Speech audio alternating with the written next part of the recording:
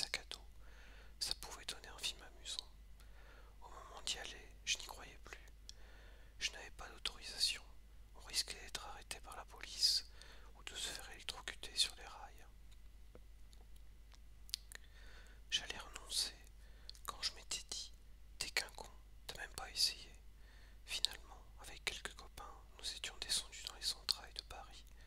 L'expédition avait eu lieu et, contre toute attente, j'avais réussi à vendre le film à TF1. On a tous des idées qui nous emballent. On en rigole entre amis pendant une soirée. Puis quand on y repense les jours suivants, l'idée apparaît tour à tour stupide et réalisable, prétentieuse, mais aussi originale et surprenante.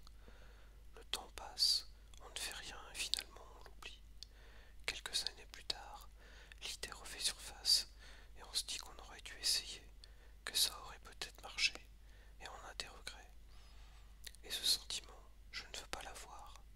Ce jour-là aussi, ce serait tellement plus facile de ne rien faire.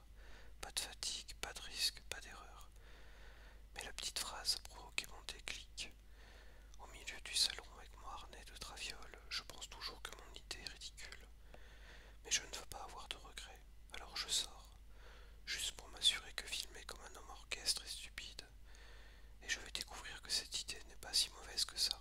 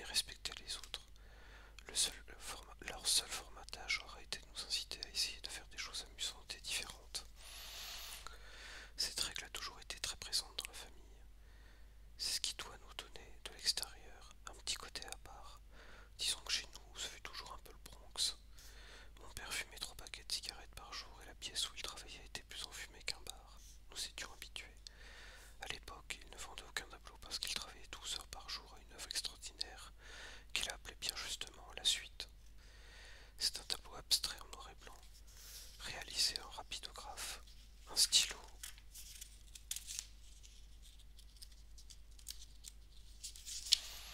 un stylo d'architecte. Sa technique, des petits traits entrecroisés d'1 centimètre de long. Plus il y en a, plus c'est sombre. Et quand il n'y en a pas, évidemment, c'est blanc. Je n'ai aucune idée du nombre de coups de stylo que ça représente. Je ne sais pas si ça se compte en dizaines de millions ou en milliards. C'est tout simplement colossal. Il a dessiné presque sans arrêter pendant 8 ans, sans se poser la question de ce que pourrait devenir son œuvre. Je pense que c'est en partie de là que je tiens cette volonté d'aller jusqu'au bout de mes projets. Le plus étonnant est que cette fresque, composée d'une succession de dessins, mesure 60 centimètres de haut pour 80 mètres de long. Elle est tellement démesurée que même lui ne l'a vue qu'une seule fois dans son ensemble. C'était à Melun, en 1997, 30 ans après l'avoir commencé. Aujourd'hui, la suite dort dans des cartons en attendant de trouver sa place dans un musée ou chez un grand collectionneur. Mon père aimerait l'agrandir et l'enrouler sur 2 énormes bobines, cachées de part et d'autre d'un mur. Le dessin défilerait lentement, se renouvelant en 24 heures, offrant un mur différent chaque jour. Je trouve l'idée excellente, mais il faudrait trouver quelqu'un qui ait à la fois des sous et l'ouverture d'esprit. Ma mère aussi avait fait les beaux-arts. Elle se consacrait à ses pinceaux pendant que nous étions à l'école. Comme elle ne pouvait pas se payer d'étoiles, elle peignait sur des cajoux qu'elle récupérait sur les marchés. Elle dessinait des gens sur des lattes de bois et glissait des tissus noirs derrière. Cela donnait des gens en prison qui se trouvaient derrière des barreaux qui n'existaient pas puisqu'ils étaient constitués d'espace entre les lattes. Encore une belle idée. Heureusement, elle en vendait de temps à autre.